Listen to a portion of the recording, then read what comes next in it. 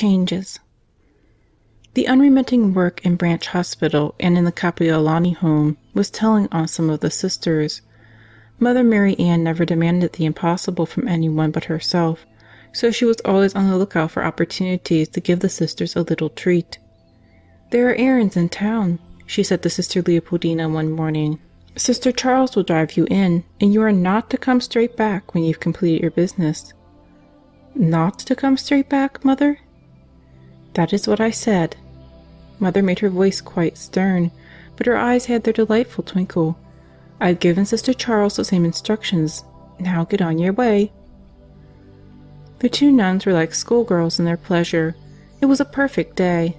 A pleasantly warm sun was tempered by a soft breeze from the water, a breeze which gently swayed tall trees and sent little shadows of blossoms drifted down. At intervals one of these flowers fell on old Charlie's ear and caused him to twitch it, but other than that small gesture he trotted along like an automaton, like a horse in his sleep. From his well-shaped head and good ankles you could see that he was a horse of fine breeding, and that gave Sister Charles a good deal of satisfaction. In her girlhood she had driven her father's horses. He always had the best, she would explain. So even though she was frail and far from well, it was a joy to have reins in her hands again. "It makes some kind of bond between us," she commented. "A good horse, like Charlie, can sense what his driver wants almost without any weight on the reins." Charlie's stolidity when he stood while Sister did her errands, his superdecorum when they started for their pleasure drive, gave no particular indication of this bond. Nor, on the other hand, did it give indications of other facets of his nature. He was just a somewhat elderly horse doing what he was supposed to do. They drove down King Street, past comfortable houses with well-tended gardens, and on toward the park. Tall palms climbed straight and then erupted into a crown of greenery. Beds of brilliant flowers shouted for attention, and even bushy clumps were bright with multicolored leaves. The two nuns drank in all the beauty. Suddenly Charlie's head came up and his ears pricked forward. He was jarred out of his contemplation by the sight of a horse ahead of him. Ahead! Time was when no horse went ahead of Charlie, when he had been king of the road. Well, he'd show this pretender a thing or two. He trotted faster, but did not overtake the light carriage. He went faster, then faster, his ears laid back and his body straining. "I can't slow him down," gasped Sister Charles, her knuckles white as she tugged on the reins. "He has the bit between his teeth." "Don't try to slow him. This is exciting." Sister Leopoldina was enjoying every minute. "It won't be so exciting if a trace snaps or a wheel flies off," said Sister Charles. "We'll both be thrown out and killed." Charlie was going all out now. His legs moved like pistons. The carriage rocked and swayed, crashing into stones and dipping into holes. Bit by bit he overhauled the other horse, who didn't know it was a race. Having passed him satisfactorily, Charlie stopped, snorted, shook himself, then settled down to his usual dignified pace. "We'll go home now," said Sister Charles. "Oh, must we? That was a lovely ride." "I couldn't live through it if Charlie tried that trick again." Sister Leopoldina was distressed to see that her companion was pale, almost blue. But, she assured herself, no permanent harm had been done, and it had been a thrill. On an outing which could not be repeated very often as the workload increased. When the girls in the Kapiolani home learned a little, they were then ready to learn more, and more time must be devoted to them. The number of patients in Branch Hospital grew, too. Time became steadily more precious, more packed with work. In the meantime, work on the Bishop home on Molokai was progressing, and Mother Marianne was winding up her duties in Honolulu and Maui. But in the spring of 1888 an event occurred that distracted her from all other activities. Mr. Gibson, Prime Minister in Honolulu, was deeply interested in the leper patients and had always done all he could to help both Father Damien and Mother Marianne. This infuriated the few but powerful anti-Catholic bigots in the islands. He was close friends as well as advisor to the King and Queen, which angered political hopefuls. By the plotting of these haters, Mr. Gibson was removed from office. In fact, so much feeling had been aroused against him that the mob wanted to lynch him. He had been sent into exile where he was to die. "Our loss is great," Mother Marianne wrote. "It seemed that nothing gave him pleasure but to serve and wait on us. but despite the irreparable loss, work had to go on. Mother Marianne made a last visit to Maui to see how the work there was progressing. She visited Molokai and found the buildings almost finished. Each trip was made during particularly savage storms, added burdens for poor Mother, who was never a sailor. In fact, by now, so conditioned was she to suffering on the ocean, the very sight of a ship made her queasy. At 5 in the afternoon of Tuesday, November 13, 1888, Mother and two sisters went aboard the little Liuwa, which was to take them to Molokai. The small ship also carried some men patients and about 20 girls and women. There was no moon that night, and the far-off stars sent down little light. Even that small glow was often obscured by scurrying clouds or bits of spume lifted from the tossing waves by a prankish wind. The patients were all below in a damp, stuffy cabin, but Mother and her sisters remained on deck. Rain had begun to fall, but even that was preferable to going inside. Mother thought of the work ahead and of her co-workers. Sister Leopoldina had been in the islands almost as long as Mother herself, but little Sister Vincent was a newcomer, a replacement for Sister Charles, who had been sent back to Syracuse in an effort to build up her health. Of her own health Mother did not think, although that very morning she had had a spell of faintness and had been near collapse. The ship struggled on. One of the officers came out to suggest that Mother might like to rest in the captain's cabin, but since there was not accommodation for all the sisters, she refused. The rain stopped, but the wind grew even more riotous. Just before dawn the officer came again. "See, Mother, can you see that red light on the horizon over there?" he asked. "That is the light on the wharf at Kalaupapa, our landing place." Mother Marianne and the sisters strained their eyes. At length they saw it. It seemed like a sanctuary lamp glowing in front of the place where they were going to offer up their lives to Christ through service to sufferers. The island of Molokai was long and curving and beautiful. It was lush with tropical greenery and brilliant with flowers. All, that is, except for a stubby peninsula sticking out like a thumb from the northern coast. This neck of land was cut off by tall cliffs. The Pali, which stood sentry between the main part of the island, and it was the thumb which held the leper colony. That colony had changed tremendously during Father Damien's years of guidance. His first home had been under the roots of a great pandanus tree. The lepers, living in shacks they had cobbled up themselves, had had no care except what they gave each other. There was no law and little order on the island then, and the children were without discipline or schooling. But now Father had a little house in Kalawa'o, near his church. Small houses for the lepers had been built, and activities for them to pursue had been introduced. The settlement at the landing, Kalaupapa, now had a home for girls, and Mother Marianne would soon be in charge. It was really for work in Molokai that she and the sisters had left Syracuse. Now, after 5 years in the islands, they were reaching their destination. The sun was rising and dancing rainbows curtained Kalaupapa. Waves battered against gray boulders on the shoreline, and then rose in a spray which caught and fractured the light rays and returned them to delighted eyes in iris colors. The little ship had not much farther to go. By the time it reached the wharf, all traces of the night's storm were gone. They sailed in over calm waters. As they neared the shore, they saw great white slashes down the sides of the Pali and learned that these were mighty cataracts seeking the sea. And on those cliffs ancient trees grew, and bushes, and vines, and flowers.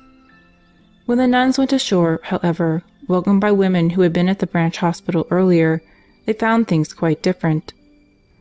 There was no trees, nor vines, nor bushes where the convent stood, nor had water been piped in. It was bleak, sun-baked, and dreary. But Mother Marianne smiled at the patients clustering around her. She praised the little convent, and seemed at home. Because of her contentment, it was easy for the sisters to feel contented too. Poor Father Damien came to welcome them. Their coming was an answer to years of hopeful prayers.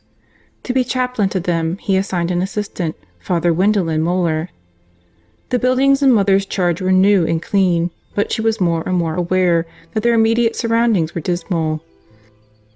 True, one could look at the waterfall-trimmed Pali, at the ever-changing ocean with its blue and green and gray waters. The crashing breakers on the beach brought movement and interest to the eyes, but in the grounds of the home there was bleakness. With Mother Marianne, to see a need was to plan action, and a plan was useless unless it was put into operation. With many of the people in the colony, of course, labor was out of the question. The awful disease from which they suffered first crippled and then ate away hands and feet. But all the girls at Bishop Home were encouraged to go to the woods and take flowers and small bushes for gardens near the home. It was a project which delighted the beauty-loving Hawaiians, and the plantings, so tenderly were they handled, took hold and grew and flourished. In January, Father Damien came to invite Mother Marianne and the sisters to see his new church. The little wooden one which had been there when he arrived was now too small for his flock, and he had a new one which he had helped to build with his own diseased, disfigured hands. He himself could not see it very well, for as leprosy progressed, his sight went. But so much love had gone into the building of the church that he was sure it must be beautiful. Damien Road, which connected the nuns' place at Kalaupapa with the men's settlement at Kalawao, was called a road mainly because it was used as a passage between the two places. Afoot or on horseback, it was not too bad because then the stones and holes along it could be bypassed.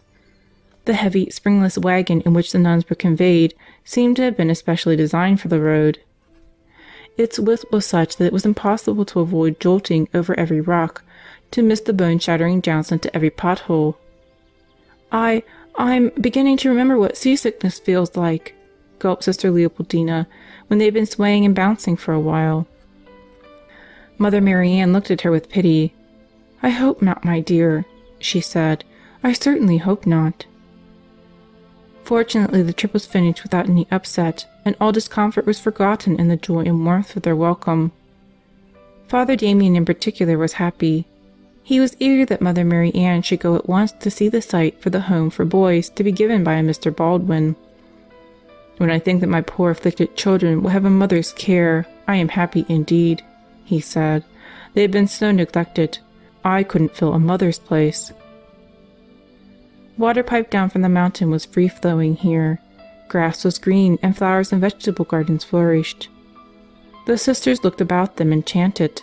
They saw evidence of what their own grounds would look like after time and care had been expended on them. Mother Marianne had shuddered inwardly a little when Father Damien spoke of her taking charge of the boys and men. Resentful, unruly groups among them would offer problems, she knew, problems even greater than those she had already faced. At the branch hospital, fear of exile to Molokai could sometimes be used to obtain and to keep order, but these people were already in Molokai and would be there for the rest of their lives.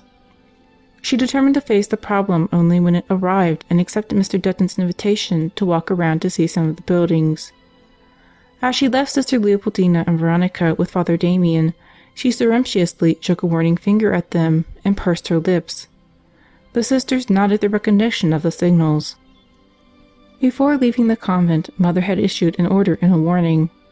"When we are calling on Father Damien, sisters, remember that you must refuse to partake of any refreshment if it is offered." She paused for a moment to let the injunction sink in. "The wonderful man has been here for more than 15 years," she said. "From the very beginning he has lived closely with and been one of his people. That is how he first won their love and confidence. But that very devotion has its dangers, and he is often far from wise, I fear, so you will take no food." Mother Marianne was hardly gone when Father Damien turned happily to his guests. "Now, sisters," he said, "you will have lunch. I have had a clean woman prepare a nice little meal for you. Come along." What should they do? Each sister hoped the other would speak. The silence was awful. "Father, I'm sorry." Sister Leopoldina had got up her courage. "Mother has forbidden us." The priest's bent shoulders drooped even farther. "That's too bad," he said. "The poor woman tried very hard." After a short silence, head bowed, he turned his kind, diseased, disfigured face toward them. "You can't refuse me this favor, and you don't want to disappoint the poor woman, I know," he said. "I'll make it all right with Mother." Their hearts went out to this man. After a long, grim martyrdom, he was soon to die, and they could not bring themselves to deny him this pleasure. So they followed him into his dining room, where, quite evidently, things had been carefully made ready to receive them. Green shades were drawn against the sun, but a cool breeze moved them, causing shadows to dance on the sparkling white cloth covering the little table. But the nuns somehow could not enjoy the boiled eggs and freshly baked bread, the meat and good coffee. On the way back to Kalaupapa, the nuns confessed their disobedience to Mother. For a few moments she made no comment at all. "I had to give an order," she said at last, "and you disobeyed it. You must decide what to do about that.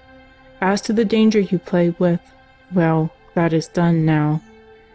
"Mother, he had a special woman in to cook the meal, not a leper. We couldn't disappoint them." "Charity is a fine thing, I agree, but sisters, the whole house is full of leprosy, the dishes, the silver, the linen.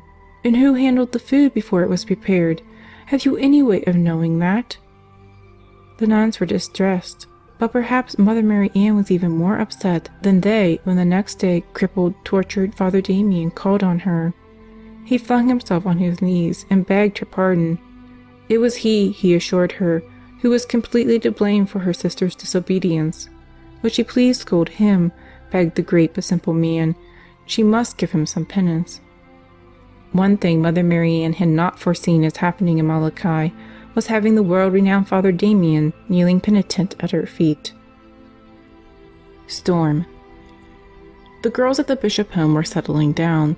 Mother Marianne led, guided, cajoled, and, when necessary, scolded until there was peace and, what was even more important, hope. By now most of the girls were interested in something constructive, a very important detail for people in their situation. The gardens around the buildings interested almost everyone, and the first time the girls came home from an expedition to the woods bringing opulent ferns, there was great excitement. "Those are beautiful plants," Mother Marianne was delighted, "and you have dug them up so carefully that they should thrive. What are they?" "Bird's nest ferns, Mother," chorused the girls, delighted with the success of their efforts. "I wonder where they would look best," asked Mother. "Near the path? By the road? Why not put them around the house?" The last suggestion was the one agreed upon. The yard man was summoned and the ferns carefully set out. Precious water hauled in casks from mountain streams was sacrificed to feed the thirsty roots. The plants throve.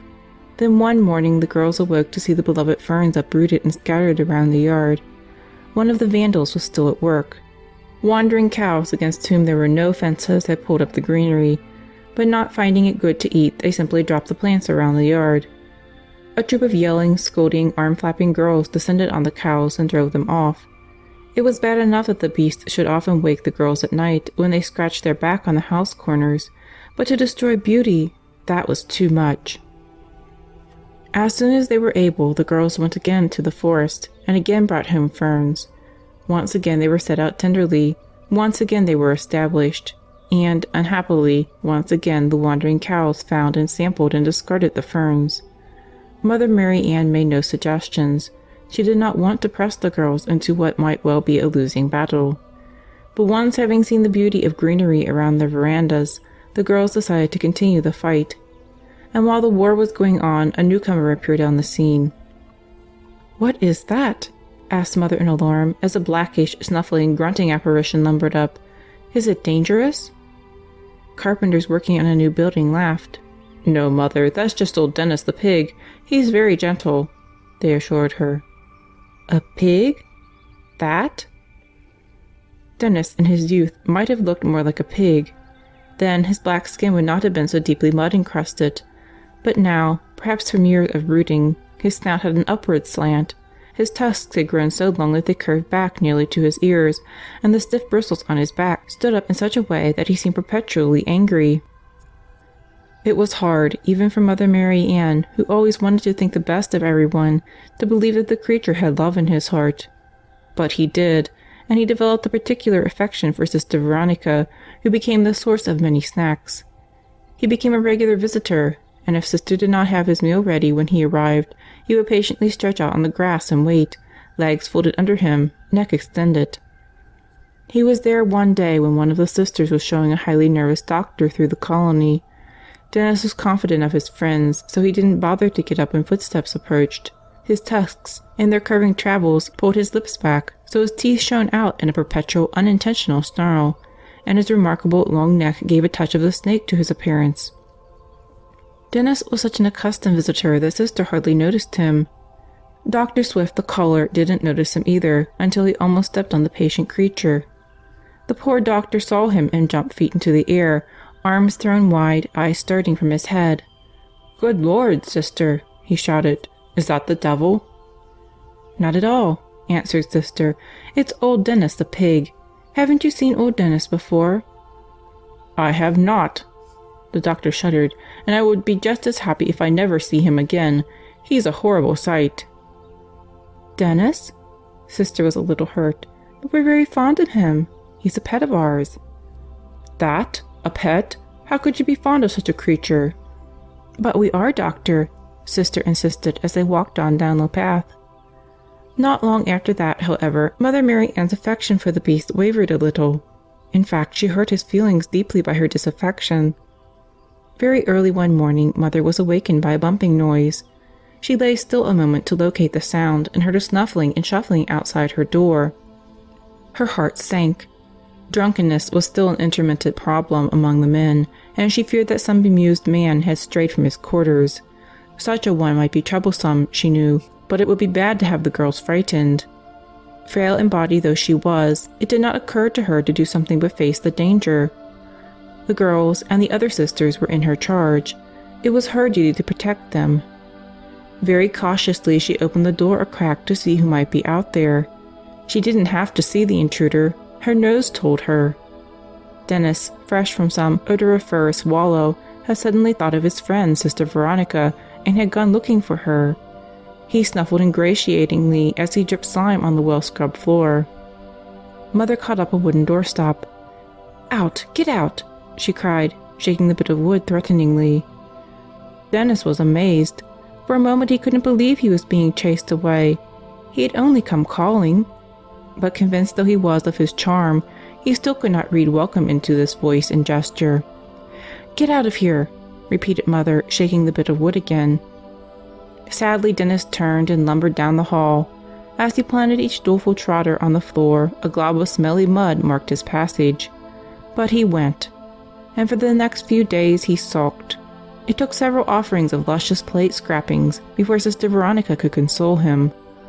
All memory of Dennis's transgression was wiped from the sister's mind a few days later, by the arrival of a devil storm.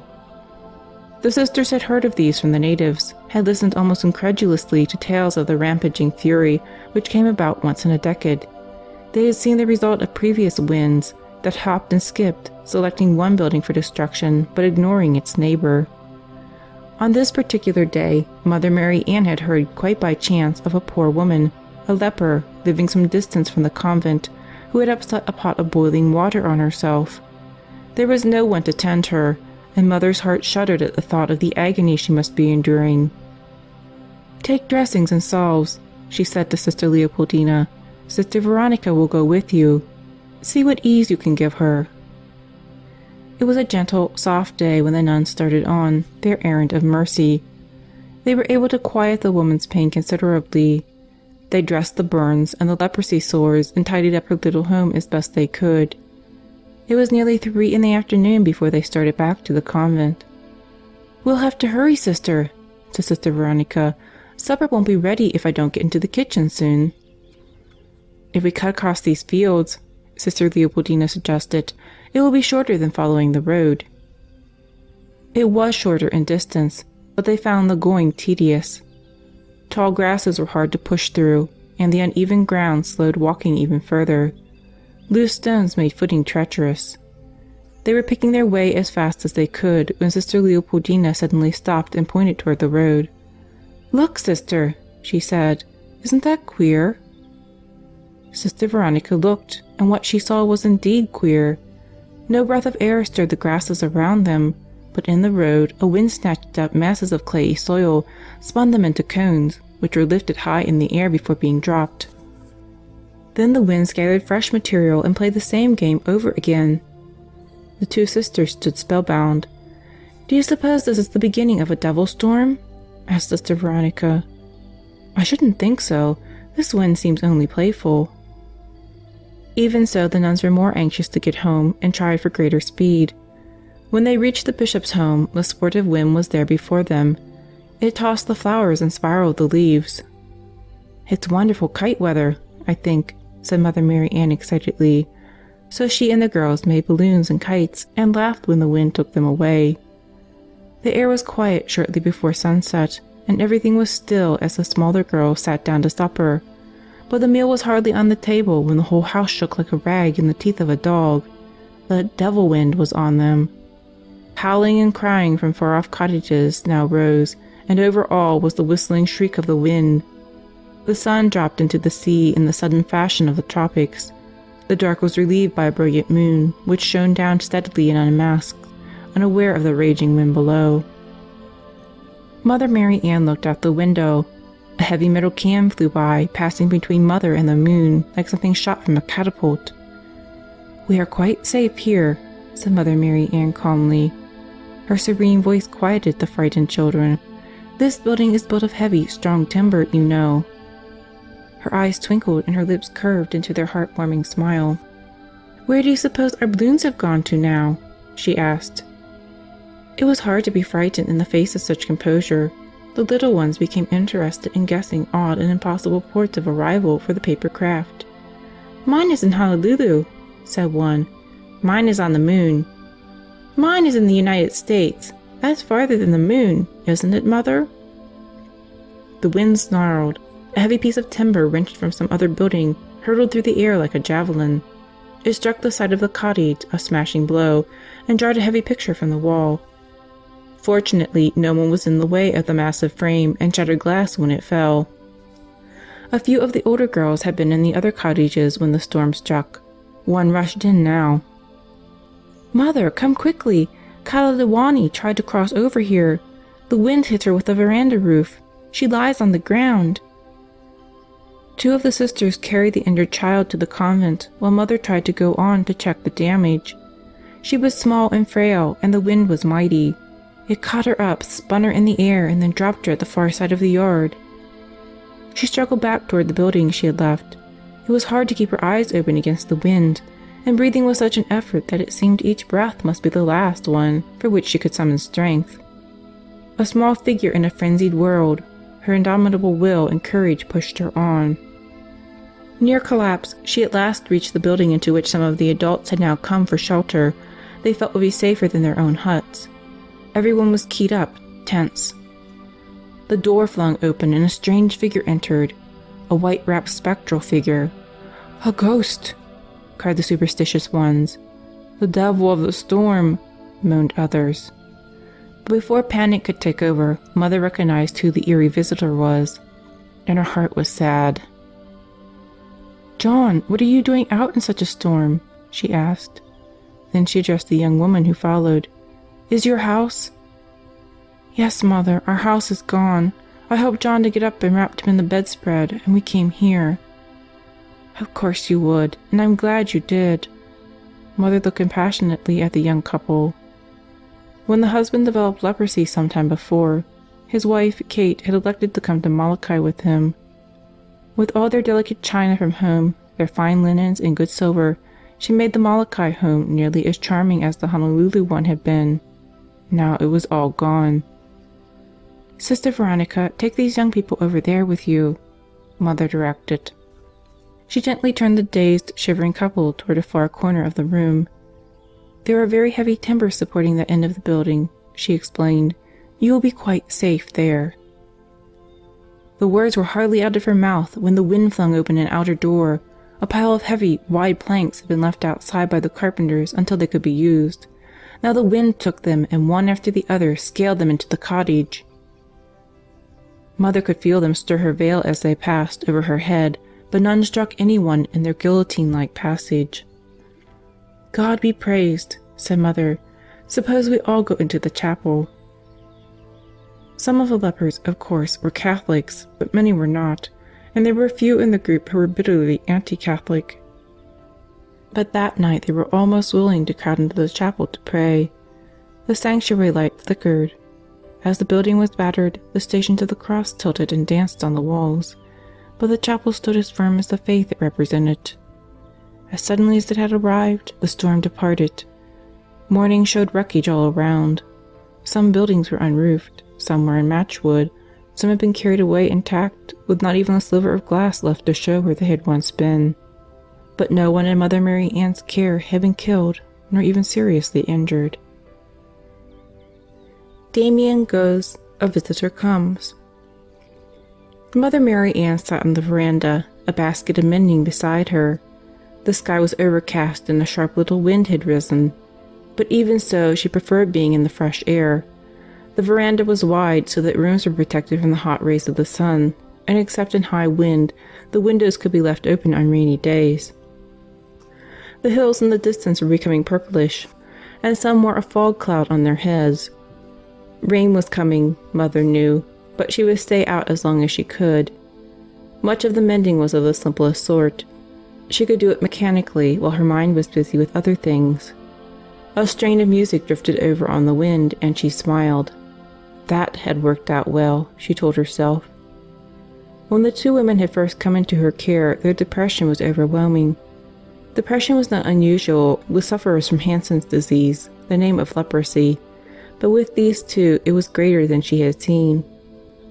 It took patient, gentle questioning over many weeks before she found the reason, and the reason, by a strange coincidence, was the same in each case. Both were musicians skilled in playing the organ, and now neither could perform, for the disease had destroyed the feet of one and the hands of the other, and both lived in fuming resentment. Their mental state was doing them physical harm. Mother had considered the matter. Mother Marianne was above all things practical, down to earth, and completely without false delicacy. When, as a girl, lack of money made it impossible to buy things for her brothers and sisters, she had been able, as a rule, to concoct some substitute which gave them just as much fun. Barrel staves served as snowshoes or skis or sleds. Wrapped newspapers jauntily laced with ribbons had served as leggings. There must be some solution for the problem of the two musicians. When the solution came to her, she was amazed that it had taken so long. "It's so obvious!" she exclaimed to herself. "Now if they'll only cooperate." At first the two had demurred, but their craving for the music they loved to create was stronger than their obstinacy, and now they practiced almost every day. The one with feet pumped the organ, while the one with hands used the stops and keys, and the friendship which grew between them was valuable to both. Mother Marianne sighed, folded a patched pillowcase, and took another from the basket. If only all her problems were so easily resolved, she would be happy. She heard the wagon wheels coming along the road from Kalaupapa, and looked up to see who might be driving from there. It was Father Damien himself. It was unusual for him to leave his own area, but she was happy that he had. He hitched his old horse to a young tree and climbed up the steps to the veranda. The few steps seemed almost too much for the sick man. His swollen, pendulous ears hung almost to his shoulders, and his bloodshot eyes were nearly closed. He had to breathe through his mouth because the disease had taken his nose. Bent, crippled, disfigured, he was grotesque, he who had been noted for his height and strength in his handsome young manhood. Yet when he smiled and greeted Mother, she was unaware of his disfigurement, for she had the feeling she was talking with a saint. "I'm glad I happened to be out here with my mending," she said to herself. "He wouldn't have come into the house, being a leper, and he wants to talk." Mother's sweet sensitivity had not deceived her. Father Damien sat for an hour or more, talking of his work on Molokai, conditions in the past, and plans for the future.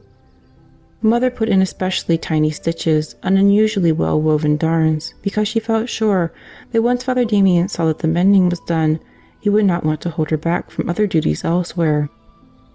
He was well aware that there was no time allotted in her schedule for visiting, but with all her delaying tactics she couldn't stretch the mending out forever, and, as she expected, as soon as it was done, Father Damien rose to go. A fine, wind-driven rain had started. Father Damien shrank a little as it first assailed him, but he untied the horse, climbed into the wagon, and stolidly drove down the road. A few weeks later, toward the end of March, Mr. Dutton drove the wagon to Kalaupapa and asked to see Mother Marianne. "How is Father Damien?" was her first question after greeting her guest. "It is about him that I have come." Mr. Dutton, known usually as Brother Joseph, sighed. "He is failing rapidly and has been forced to stay in bed," Brother Joseph said. Mother Marianne nodded. "I thought that would come soon," she said. "But the trouble is, he has no bed. He lies on the floor with not even a sheet or blanket to protect his pain-racked body." "Oh, mercy! We can't have that." Mother Marianne glanced at the road and saw the wagon. "Sister will show you where you can get a cot. Call the yard man to help you get it on the wagon. I'll collect some sheets and blankets in the meantime. And pillows?"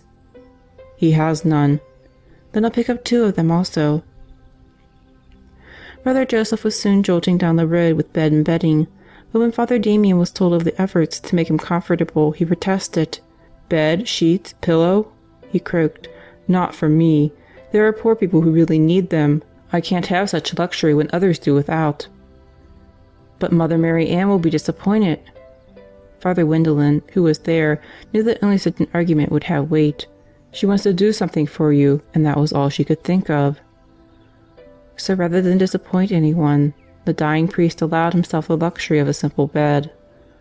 On the morning of April 15th, 1889, he died. Mother Marianne, taking Sister Leopoldina with her, hurried over to prepare the body for burial, to help plan for the funeral. The patients were dazed with grief and hopelessness. The first person to treat them with love and compassion had left them, and they did not know where to turn. Father Damien had often said that he wanted to be buried under the pandanus tree, which had been his first home. So the grave was dug there, and after Mass on April 16th, his body was laid to its final bed. Suddenly Mother Marianne was swamped with new problems. Not only was there confusion in the Molokai settlement now that its head was gone, but there were changes in Honolulu. The Board of Health decided that Branch Hospital was too great an eyesore to have near the city, so they tore it down and moved it some miles down the beach. The Kapiolani home for children still had to be operated. "Mother, shall we do this?" "Mother, what would you think of that?" "The Board of Health has decided." From morning to night, day after day, Mother Marianne was bombarded with questions, confronted with problems to be decided. One of the sisters became worried. A visiting doctor had been certain that no one could work with the lepers, nursing and caring for them, without contracting leprosy himself. One day Sister could stand the worry no longer. "Mother, what will you do with me if I become a leper?" she said. Mother's great eyes studied her calmly. "You will never become a leper," she said firmly. "I know we are all exposed, but I know, too, that God has called us for this work." Sister nodded. Already the serene sureness of Mother Marianne's voice was having effect. "If we are prudent," Mother went on, "and we do our duty, He will protect us. And remember, you will never be a leper, nor will any sister of our order." Sister would have been as likely to challenge the words of a prophet of old as to doubt Mother when she spoke so. She went back to her work, her mind at rest. In May, 2 of the sisters who had worked in Hawaii came to Molokai to help carry the load there. Sister Irene and Sister Crescentia, as they boarded the little ship that was to carry them, noticed that the bishop and Father Leonor were at the pier saying goodbye to a priest. He was a slim man, almost frail in appearance, whose skin, even though tan from outdoor living, seemed still to have a sickly cast. The trip was stormy, as usual, and longer than it should have been. The sisters were ready to disembark almost as soon as the ship was secure, but the man was ashore before them.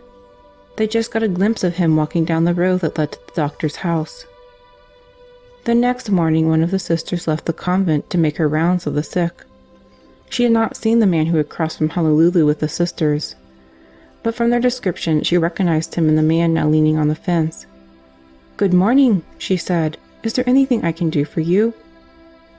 The stranger's sunken, dark-ringed eyes lightened with a charming smile. "I was just admiring your cheerful home," he said. "It is the pleasantest place in the settlement." Sister was pleased. She, like everyone else who was able, had worked to carry out Mother Marianne's plans for landscaping. It was nice to have the results appreciated. Before she could express her thanks, the man spoke again. "I would like to see the Reverend Mother," he said hesitantly, then added hastily, "that is, if it is not too early." Sister laughed. She couldn't help it. "Too early?" she said. "At 10 in the morning? Why, Mother has been busy for the last 5 hours or so." The man laughed a little too. "I didn't mean just that," he explained. "I just thought that perhaps later in the day she might have fewer duties, more time for visitors." "Mother is never without duties awaiting her," Sister said seriously, "but she is never too busy to welcome a guest. Come, I'll show you where her office is." She had no notion that, as she trotted briskly ahead, the man who followed her was Robert Louis Stevenson. The author and the mother talked. Each brilliant mind struck sparks from the other, and the range of their subjects was wide. Each found the other stimulating to talk with, each admired and respected the other. But Mother's free time was not unlimited, and the visit had to end. The next day Stevenson was back, this time to call on the girls. He brought with him a croquet set which he set up with the idea of introducing the game to the home. At first he could get no players. The girls found it hard to believe that a non-leper should come just to bring them pleasure, but the charm of his personality and a little gentle urging from Mother Marianne got a game started, and what fun they had! As the sun climbed high, Mother became worried. Stevenson, she knew, was a sick man. He had come to the South Seas in search of health, but he certainly wouldn't find it romping and shouting in the noonday heat. She went out to him. "It isn't wise for you to exert yourself so," she said, "particularly in this heat. In your condition it could be very dangerous." Stevenson's eyes were even more sunken and his lips were bloodless, but his smile was radiant. "You have some very clever young ladies here, Mother Marianne," he said. "They'll play better than I do before the end of my visit." He wiped his brow. "I've had a very pleasant morning," he went on, "and I'll be here tomorrow afternoon to play some more." He arrived about 2 the next day and found the yard filled with eager players. Mother Marianne urged him to wait a while and gave a great many sound reasons for postponing the game. But though he listened courteously, his eyes kept straying to the croquet field, and as soon as he could he flew out there. Mother watched the game with worried eyes. She saw the world-famous man so excited about his game with the leper girls that he became exhausted and flung himself on the ground to rest between turns. "What can I do, Sister?" Mother asked. "How could we manage if he had a hemorrhage here?" "I don't know what to suggest, Mother. If he did collapse, we couldn't give him the proper medicine, food, or care." To the nuns' relief, the game came to an end, but not before every girl had learned to play. And when he went back to Honolulu, Robert Louis Stevenson sent a magnificent piano to his friends at Bishop Home. The girls would rather have had their delightful playmate back, and found it hard to shake off their sadness at his going. But before long they had something more immediate to occupy their minds. The plot. It is simply beautiful, the devotion of that girl for her mother. Sister Leopoldina watched Ah Kyan as she helped her mother across the yard to a bench, where she seated the old lady carefully. Ah Lin's case was much more advanced than that of her daughter. In fact, a casual glance at the graceful young girl disclosed no trace of illness. "That is one of the things I admire most about the Chinese," Mother Marianne answered. "Their religion teaches respect for age, and particularly for parents and grandparents, and I've never seen a young person fail to observe the teaching." Both nuns looked thoughtful. They were wishing, no doubt, that members of other faiths were equally careful about following their rules. Ah Kyan made her mother as comfortable as she could. Then, bowing respectfully, she turned to start working in the garden. Plants grew rapidly in that warm spot, and already nature had repaired most of the damage done by the devil storm. More little trees had been brought down from the hills, and Mother Marianne had written to friends asking for saplings and seeds. Bishop Home, she was determined, would become a beauty spot. The weather and many of the girls helped in her plan. Mother went about her duties, and they were many. To housekeeping, supervising the school, keeping in touch with Honolulu and Maui, now assistance to Mr. Dutton had been added. Not all the lepers of Molokai were Catholics by any means, but there were many, and teaching catechism to those who were had largely devolved on the sisters. Now a new problem was bothering Mother Marianne. Ah Kyan and her mother had been in the colony only a few days when her grace and charm caught the eye and heart of a young Chinese man. He wanted to marry her. Old Ah Lin had not much longer to live, but the young man promised that she should have the best of care while she stayed. The young suitor was well off, but that was the trouble. His income was made by the sale of opium and liquor and from gambling games run in his home. Mother Marianne sighed deeply. "I don't, of course, have the power to forbid the marriage," she reminded herself, although Akayan would heed me to some extent. But, she wondered, would it not be better for the girl to have a home and a devoted husband than to live out a lonely, frustrated life in the bishop home? The young man, despite his way of earning a living, seemed good enough. But the men who came to his place, they were something quite different. But the girl and her mother both wanted the marriage, so the wedding took place. Akayan was mistress of the little house, and Ah Lim was treated like a queen. The young husband kept his family quite apart from the business, and his wife had only the most glowing reports of his kindness when she came to call on the sisters and her friends among the girls. The visits were frequent and joyous. She hurried to report on each small culinary triumph, to show each little gift she received.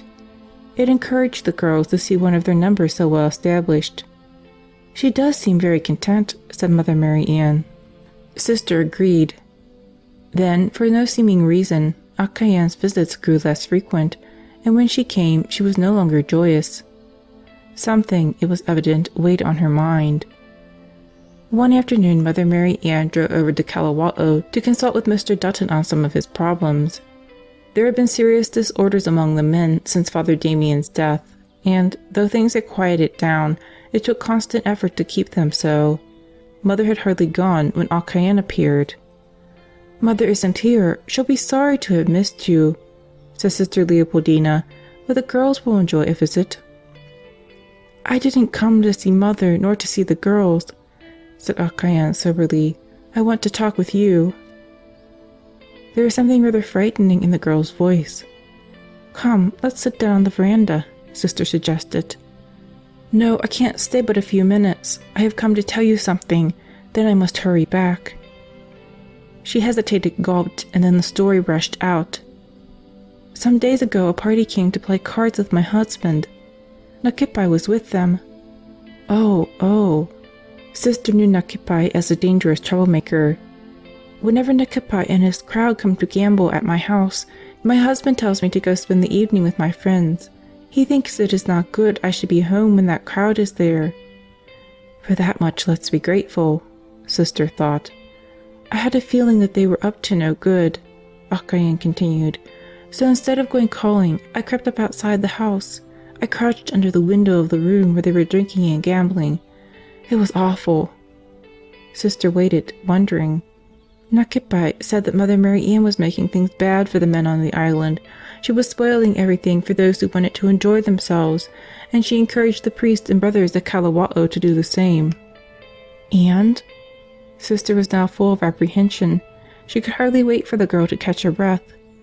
"Nakipai says if anyone is to be happy here, drinking, gambling, opium smoking, he means, if anyone is to be happy, Mother must be killed." Sister gasped as if she had been struck. It was worse even than she had imagined. "Your husband?" she asked. "Oh no, my husband does not like the plan at all. He has no part in it. But that dreadful plot was made in his house, and if anything happens, he will be in trouble. Oh, Sister, he is so good to my mother and me." Sister tried to think what might be done, but she couldn't. Her mind was churning, full of half-formed plans and incomplete thoughts. "What can we do?" she asked helplessly. "I have done it," Akayan said serenely. "I wanted you to know, but don't tell Mother. She has worries enough." "What have you done?" "I have told the girls. They are all prepared." "Prepared for what?" "Prepared for 3 nights from now.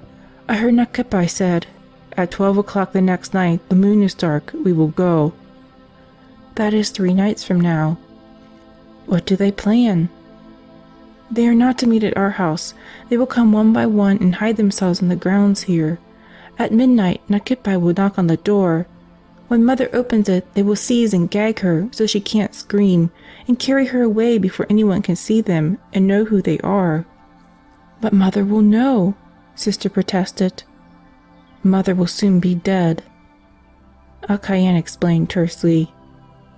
She paused a moment, then turning to go, she added an encouraging sentence. "But do not worry, Sister, and do not tell Mother. The girls all love her. They will take care of everything." Sister did not tell Mother, although she was not sure about the propriety of her act. But Akayan had spoken with such certainty. In times past, when wars between the islanders were common, women had fought alongside their men. They were equally skillful with knife and spear, and exalted in battle just as their men did. Mother Marianne, during the next few days, was vaguely aware of unusual activities among the girls. "What are you doing with that meat cleaver?" she asked of one. "Fixing it so it will chop better," was the answer.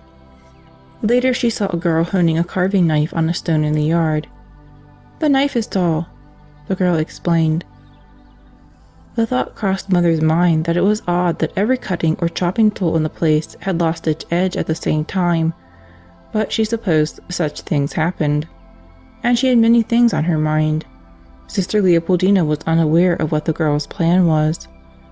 The girls retired as usual on the night when the moon was dark, but shortly after 11 they climbed stealthily from their beds. As silent as shadows they stole out of the house and took up their appointed stations around the convent. They did not make any effort to conceal themselves from anyone who might approach. Shortly before 12 the first of Nakipi's men arrived.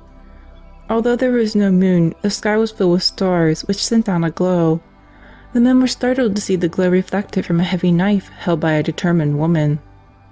Bewildered, they ducked behind some bushes and crawled to the back of the house, where other men were to await them. There the female sentry was armed with a meat cleaver. A group of men falling on a single defenseless nun was one thing. Facing a furious group of armed women was another. Consultation was needed. The early arrivals withdrew down the road and stopped their fellows from blundering into trouble. One or two, who could not believe that their plot had been uncovered, stole up to take a look for themselves. They were convinced, and shaken, when they rejoined the crowd. And being discreet, they decided that the kidnapping of Mother Marianne had better be abandoned. Shortly before dawn the girls returned their weapons to their proper places. They were asleep in their beds when morning came. Sister Leopoldina smiled happily when she awakened them. "Well, we had no trouble last night, did we?" she asked. "Did you expect trouble, Sister?" "No." Sister was not sure how much she was supposed to know about the plot. Anyway, we didn't have any. The girls agreed, and Mother Marianne had no clue as to why some of them seemed particularly tired that day. The days passed. Mother Marianne's work grew heavier. She remembered her promise to Father Damien that she would help with his boys, but the trip from Bishopholm to Kalaupapa was a long and wearying one. The Board of Health supplied her with a horse and wagon to commute in. After a struggle for mastery between the half-trained horse and the man who drove, travel between the settlements was easier. Mother washed and dressed the sores of the sick, prepared their medicine, and taught them how and when to take it. She appointed sisters to help Mr. Dutton in teaching the leper boys, and she won the affection of most of the people who knew her. The passage of the years could be read in the trees around the Bishop home. They were tall and beautiful now, casting a gracious shade in the heat of the day and protecting buildings and grounds when the winds came. With her own hands, Mother Marianne had gathered rocks and stones to fill holes in the road and to construct walks. "You'll kill yourself, Mother, if you work so hard," friends protested. "No, I won't," Mother assured them. "And when I do die, there will be others to take my place. I didn't come here to be idle." Idle she certainly was not. Her long, busy days started before sunrise. They continued until 1 the next morning. Her increasing paperwork could be done only after all those under her care had gone to sleep. King Kalakua died in January 1891. His heartbroken widow left the palace never to return. In the going of Queen Kapiolani, Mother Marianne and her charges lost a kind and devoted friend. The sister of the late king ascended the throne as Queen Liliuokalani. She brought political upheaval with her. The garden. Although Mother Marianne was not concerned in the politics of the islands, she could not help but be affected by them. The king had been a forward-looking man who worked well with his legislature. He was interested in the welfare of his people and willing, within reason, to listen to what they had to say. His sister was quite different. She wanted a return to the absolute monarchy of Hawaiian rulers of old. She would appoint a man to a task, then change her mind about him, and with no warning he would high-handedly be replaced. There was no stability, no continuity in any government post. These changes of personnel often made things hard for Mother. An overseer of the island would be appointed, stay just long enough to be bothersome, and then, when there was a change of ideas in Honolulu, the overseer would be changed too. The work at the Bishop home had to go on no matter what else changed. By 1891, the year Queen Liliuokalani took the throne, the grounds around the home were splendid in their trees, colorful gardens, and luxuriant bushes. Many of the girls and women who had been apathetic about the project when it was started now were in it heart and soul. Sometimes smaller or more handicapped girls were ruled out by larger, abler ones. "She steps on more plants than she grows, Mother," one older girl said angrily as the little one wept a protest. "But she doesn't mean to," Mother argued. She was always on the side of the helpless. "Can you explain that to the flower, Mother?" The girl seemed serious, not saucy, as she asked. Mother's eyes lighted with laughter, and her engaging smile pulled at the corners of her mouth. "No, I'm afraid I can't." She paused for a moment. "Oh, I have a fine idea." The small girl shut off her sobs to listen. "When Sister is busy in the kitchen, if she looks out the window, she doesn't see a single flower. Imagine, no flowers at all." For a moment she was afraid that her talents as a dramatic actress might have been too great, for it looked as if the very little girl was going to dissolve into tears again at the thought of Sister with no garden to look at. So Mother hurried along. "Wouldn't it be nice to make a garden there?" she asked. "Could I do it?" "Yes, you and your friends can have that for your special garden," Mother assured the child. "I have some seeds a friend sent me. I don't know what the flowers are like. You and your friends can make a nice surprise for us all." The older girl, satisfied now that her work would not be interfered with, smiled and offered assistance. "Some of us big ones will dig it up for you if you need help," she said. "No, this is our garden. Mother said so." The little one now had much of the protective attitude that had upset her in the other. "We'll do it all ourselves." Belatedly she remembered some of what she had been taught. "Thank you," she called as she ran off to collect her friends. The gardens were at their loveliest one day when one of the superintendents approached Mother Marianne. With no preamble, he stated the reason for his visit. "In April," he said, "there will be an inspection of superintendents' houses. A prize is to be given for the most beautifully kept grounds. I want that prize." Mother waited with some curiosity for him to continue. When he did not, she suggested, "You would like a few of my plants?" "Why, yes," he said, as if the question hardly needed asking. "I'll send men for them. The visitors will wonder how I ever got such a fine garden so fast." Smiling happily, he turned and left. I wonder if he realized that most of the loveliest trees and shrubs and flowers were sent to me by my friends. Sister Leopoldina was angry. "That kind of man wouldn't care," she sputtered. "The effrontery of him, coming for our plantings so he can win a prize." "Well, I told him he might take some. We do have a great many, Sister. I'm sure we can spare a few." The two nuns went off to the tasks waiting them. They were both busy and completely unaware of what was going on in their yard.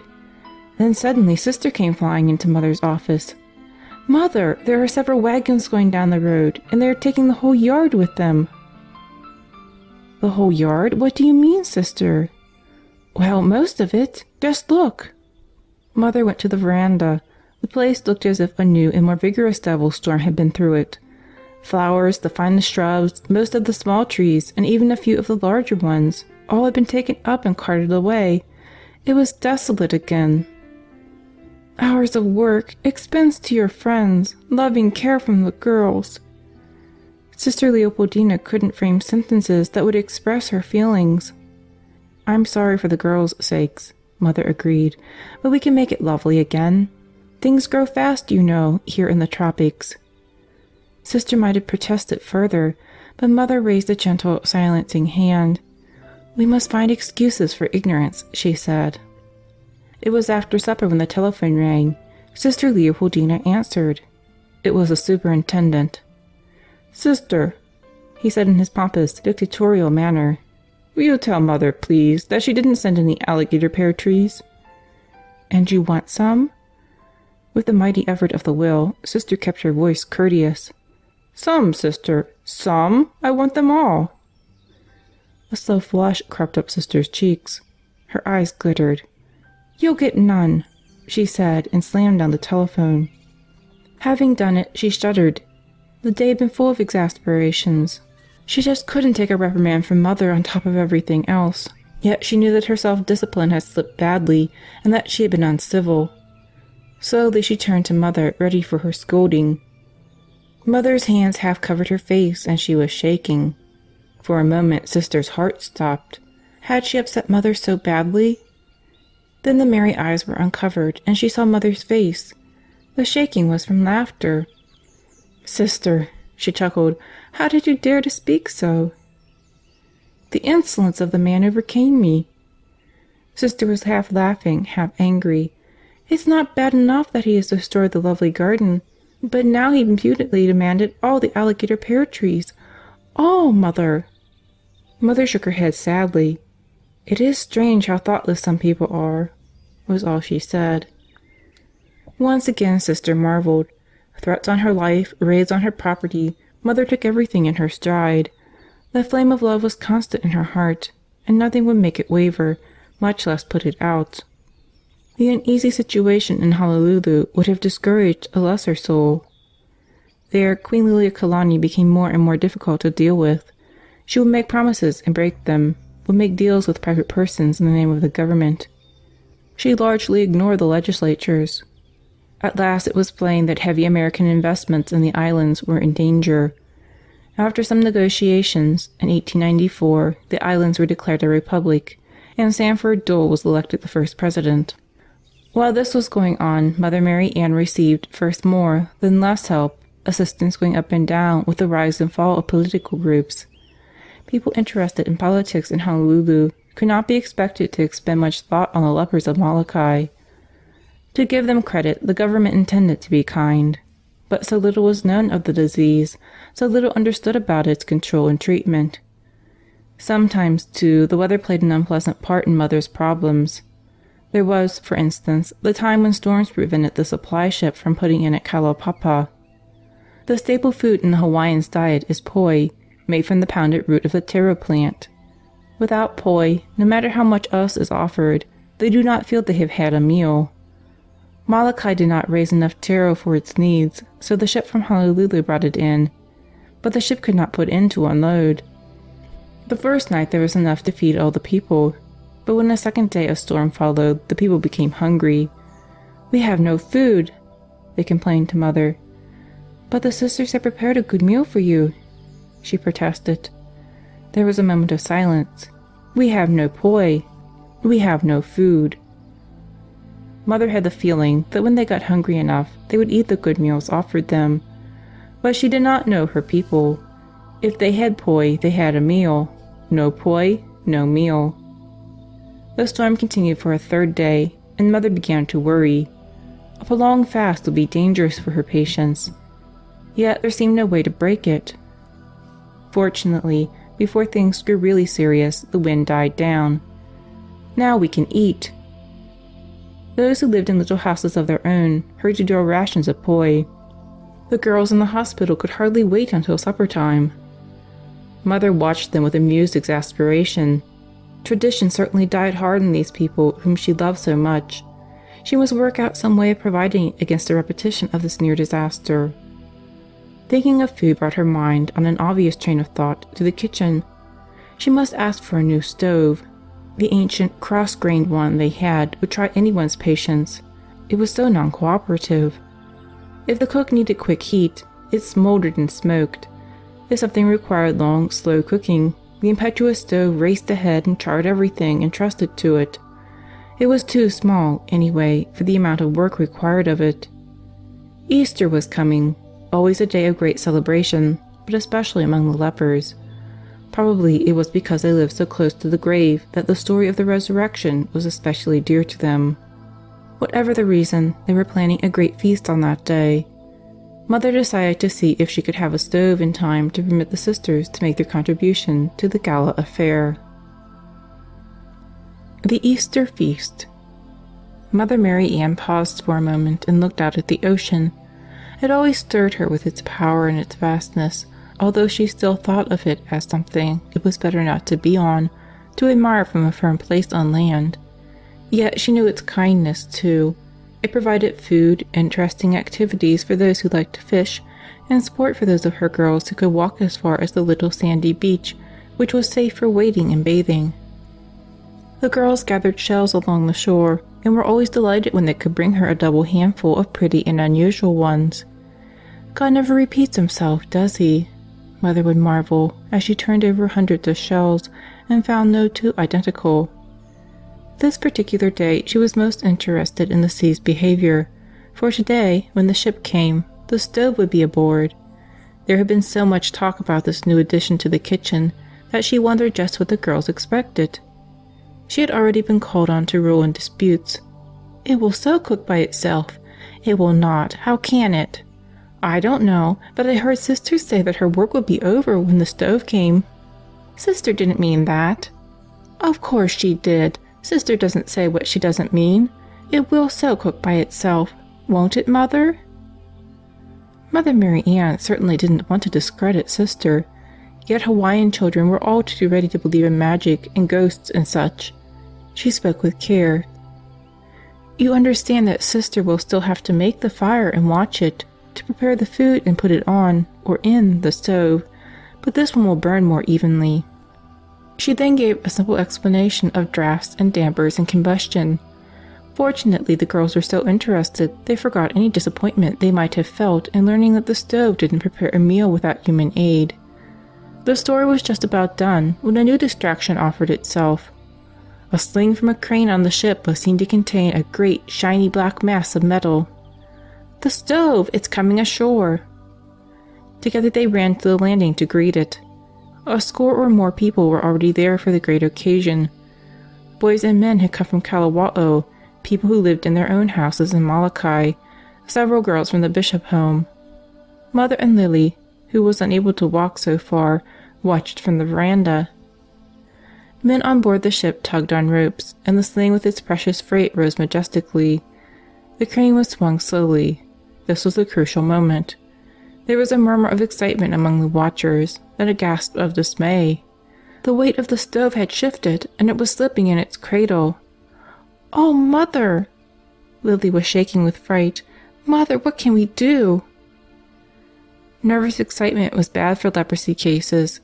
That knowledge disturbed Mother, that and the awareness that the land shelved off very fast where the ship was. If the stove were to fall, there would be no hope at all of recovery. The men on the hoist lines had a problem. If they were to reverse the motion of the hoist and try to bring the stove back to the ship, that change might be enough to topple it out. Yet, at the moment, it didn't look as if it would ride the rest of the way. "Mother, I'm going to say a prayer," said Lily. Mother hardly heard the child. She was too intent on watching the skill with which the men maneuvered the crane. So slowly that the movement was almost imperceptible, the sling with the stove, always capitalized in the girl's speech, was moved over the dock. Gently rope was paid out, the precious weight lowered. It was safe ashore. A shout went up from the onlookers, and from Mother a sigh of relief. The men made quite a program of getting the monster onto a wagon. It was a triumphal procession from the dock to the cookhouse.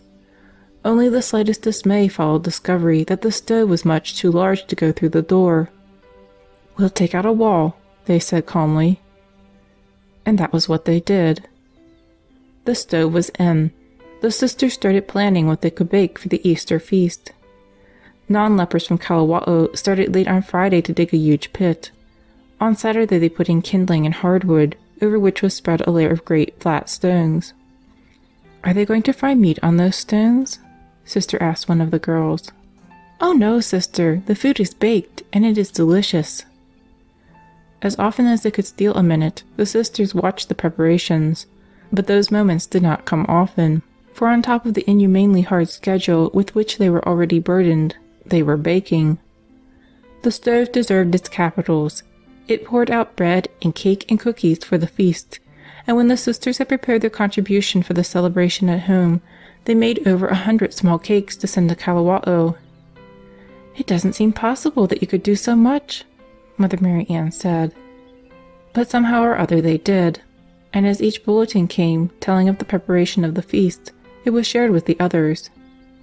"They killed a hog and cut it into small pieces while the stones were heating," one sister reported. "The girls have wrapped each piece together with a piece of salt salmon and a tie leaf." "What comes next?" asked Mother. As soon as the flames of the wood under the stones died down, they laid the little bundles of meat on the hot stones. The stones glowed almost like the embers beneath them when the fish and pork packages were placed and surrounded by large sweet potatoes. Then long banana leaves covered them. Wet bags to make even more steam topped the leaves, and a clay covering over all sealed the heat inside. "Now it must cook for 6 or 7 hours," explained the tall Polynesian who directed the affair. But hardly had the men completed tucking in the food than suddenly, as happens in the tropics, the rain came. Moment by moment it increased. Cold, slashing rain came down, a watery curtain that penetrated the clay and cooled the food in the pit. The storm stopped as suddenly as it started, and the men opened the pit at one end. The food was not cooking, and the rain was beginning again. Determinedly, the men ran to a small clump of trees and chopped away long, straight poles. These they used for the framework of a hastily built shelter over the pit.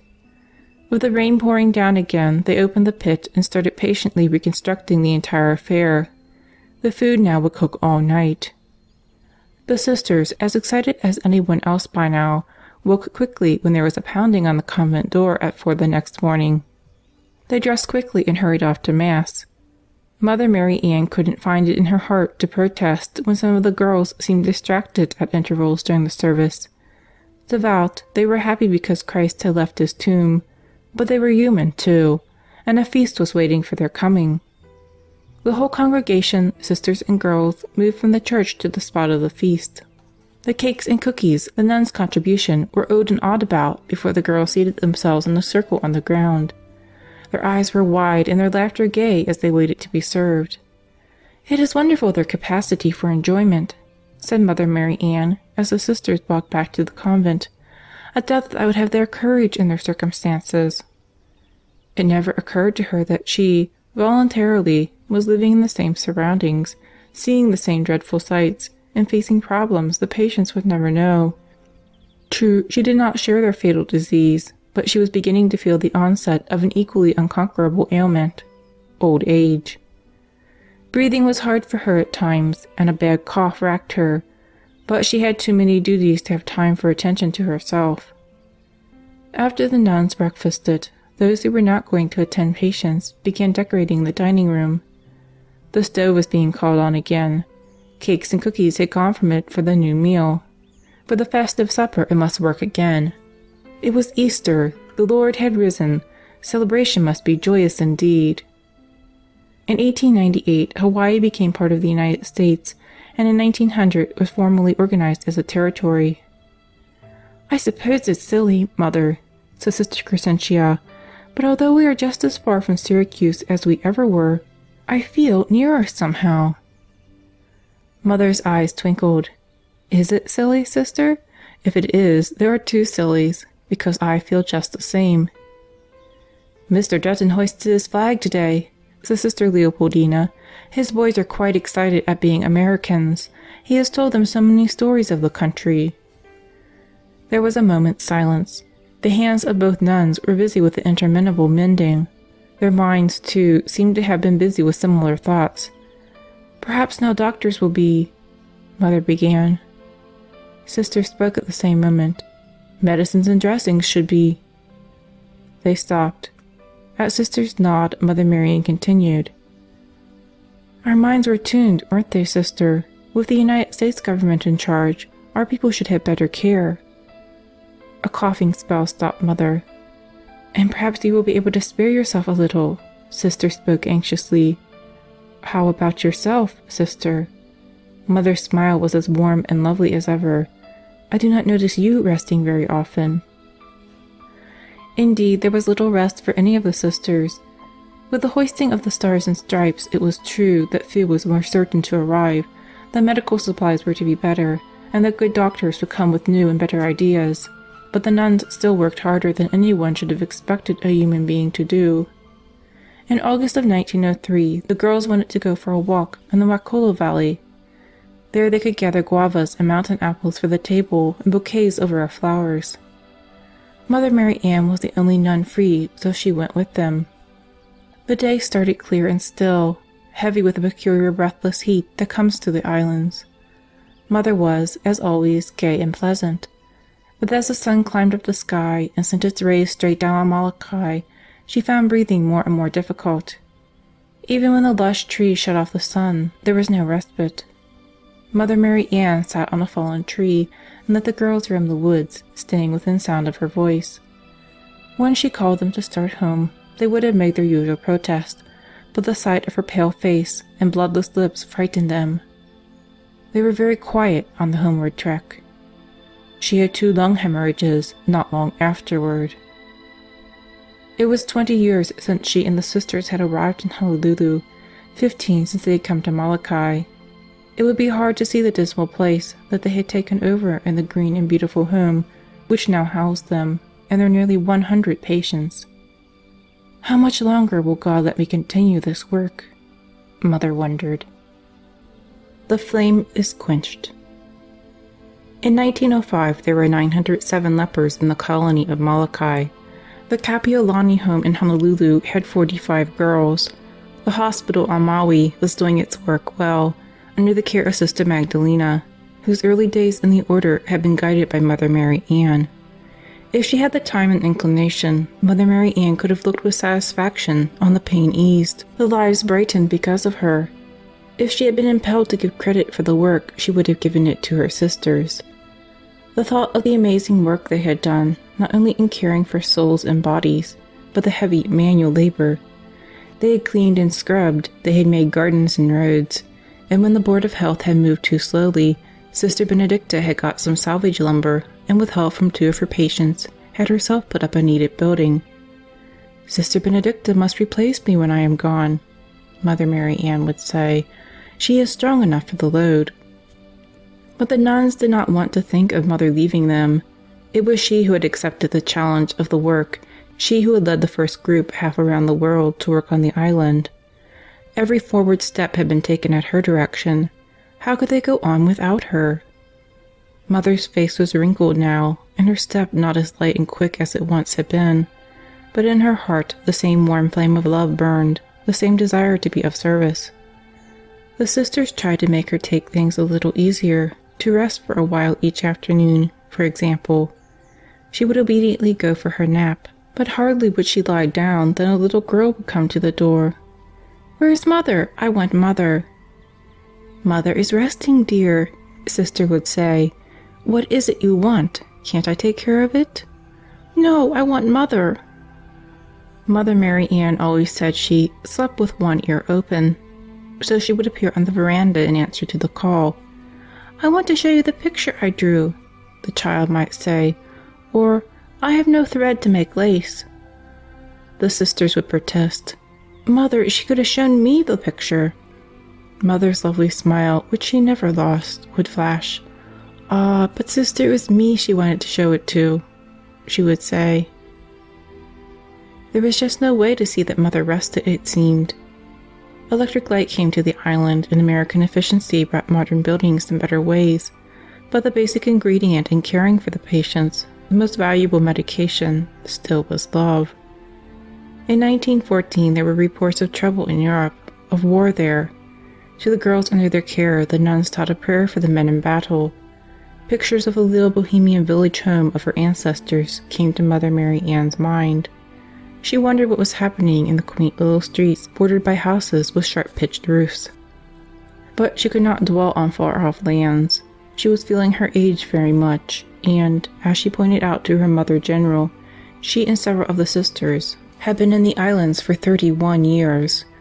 On what they had done, what they had seen in those years, she made no comment. In September of 1917, Mother Marianne asked to be relieved of her duties as superior. Sister Benedicta came from the Kapiolani home to take the charge. Mother was failing rapidly, physically, but she was still able to take some responsibility, to get about a little, though it was hard, and she still kept her ability to see the humorous side of things. Mother was still amazed by the wireless telegraphy. It was possible now to send a message through the air, to ask a question of Honolulu, and get an answer from there in less time than it used to take to write a letter. The world was moving so fast. If only human nature would perfect itself to keep up with the things it invented. The doctor secured a comfortable wheelchair for Mother. It delighted her, but she was diffident about going for rides in it. "You work so hard," she protested when Sister Leopoldina wanted to take her out for the air. "You shouldn't be pushing me about. Go and rest."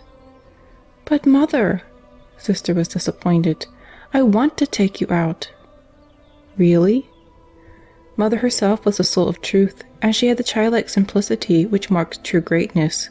She did not argue. Each day she was brought to the dining room for meals.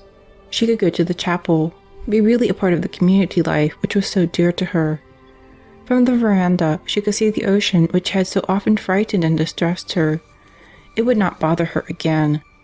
She could hear the wind in the trees she had planted, giants now, bending protectively over the ground below. The polly still rose grandly, but their greenness no longer was cut suddenly by a barren thumb of land. Grass and flowers were lush around Kalaupapa. Many of the trees and flowers were the gifts of faraway people. People are kind and good, Mother Marianne thought to herself. One needs only to give them a chance to be generous. When the children saw their beloved mother on the veranda or being wheeled about the yard in her chair, they would run to be near her. A smile from her would make the day bright for them. But as spring ended and summer began, in 1918, they would sometimes draw away frightened, because they saw in her face a fact which she was aware of. Death was not far away, and they feared death. Mother Marianne never tried to keep the girls with her longer than they wanted to stay. She loved them enough to let them go. Even the most disfigured face was beautiful to her, for in each she saw Christ, and her love for him was beyond all measure. If anyone had called her heroic, she would have been either amused or amazed. Christ had paid her the compliment of calling her to serve him. It was little enough to say thank you by caring for his afflicted ones. Sister Crescentia spent the night with Mother, watching and caring for her. But, of course, the fact that she was night nurse did not mean that she could sleep during the day. Her regular duties awaited her then. "Can't I stay with you a few nights, Mother?" Sister Leopoldina asked. "No, it would make Sister Crescentia unhappy," Mother said gently, "but I'll tell you what you can do." "Oh, what, Mother?" Sister was eager for a chance to be of service. "You can take me for a nice ride on the veranda. I feel the need of fresh air." Breathing was growing constantly more difficult for Mother. Her tortured lungs could not get enough oxygen. They made one trip up and down the 40-foot veranda. Sister turned the chair and was about to start again. "That will do, Sister," Mother said gently. "Take me in now." Sister's heart sank. Mother usually wanted several trips. Could this be the end?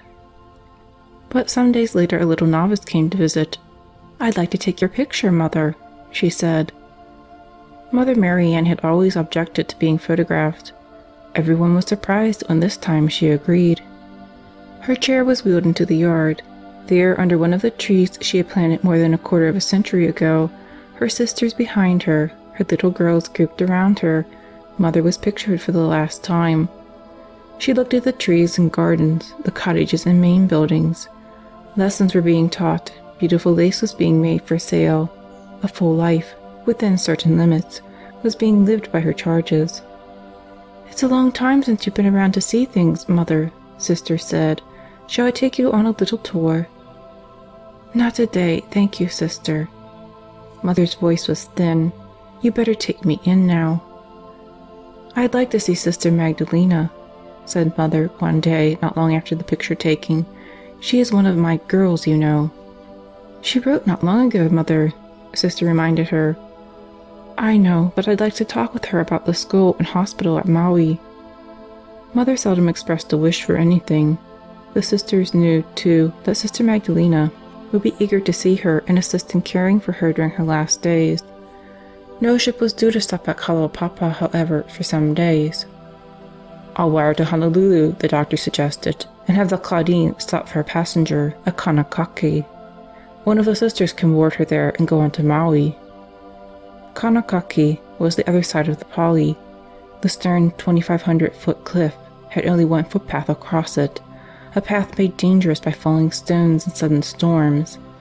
But it was the route which would lead to gratifying one of Mother Marianne's few desires, so Sister Benedicta set out on the journey. It was a grim, exhausting trip, and once over the Pali, there were still 7 miles to go before she reached the harbor. Since the Claudine was a ship of some size, it could not come into the landing, but stood offshore to await its passenger. Now what? Sister Benedicta wondered.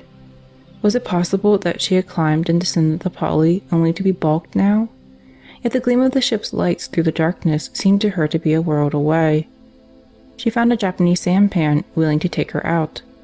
A sampan is a picturesque little boat and quite seaworthy, but it has one vital disadvantage, one of which Sister Benedicta was quite conscious. Its decks were flat and with no railing at all. The seas were only normally rough, but it seemed to Sister that each roll would send her spinning into the dark waters. There were automobiles on Maui now, and the roads were quite different from the ones over which Mother Marianne had jolted. But distance ate up time, and there was little time left, Sister knew. The 2 nuns, Sister Benedicta and Magdalena, repeated the trip, the ship, the sampan, and the Pali. They reached Kalaupapa in time for Mass. Mother seemed better. She still went to the chapel in her wheelchair. She still was brought to the dining room, though she ate almost nothing, and she still enjoyed being taken out on the veranda. On the afternoon of August 9th, she was taken out for her airing. "Mother, Mother!" One of the little children ran up to greet her. But the child saw dissolution in Mother Marianne's face. She burst into heartbroken sobs and ran away. "Take me to my room now, Sister," said Mother gently. That night she died. The quiet flame which had burned with love for over 80 years was quenched at last. The Sisters of the Third Order of St. Francis still work in the islands, and their work has widened and spread. As Mother Marianne foretold, none of them ever contracted leprosy. The warm generosity and desire for service which marked Mother Marianne still permeates her sisters. When the Mother House at Syracuse learned I was writing this book, they were more than gracious than could be imagined. They loaned books, diaries, handwritten records made by Sister Leopoldina, who loved Mother so well. Before me as I write are gifts they sent me. There is a piece of Father Damien's cassock, a piece of silk from a sling Mother Marianne had made for his tortured arm. There are 2 pieces of lace that Mother made, one from a vestment, and one sample to show her girls what beauty they could produce. Robert Louis Stevenson, after his visit to Kalaupapa, wrote a poem for Mother Marianne, which says everything best. To see the infinite pity of this place, the mangled limb, the devastated face, the innocent sufferers smiling at the rod, a fool were tempted to deny his God. He sees and shrinks, but if he looks again, lo, beauty springing from the breast of pain. He marks the sisters on the painful shores, and even a fool is silent and adores. End of The Quiet Flame by Eva K. Betts.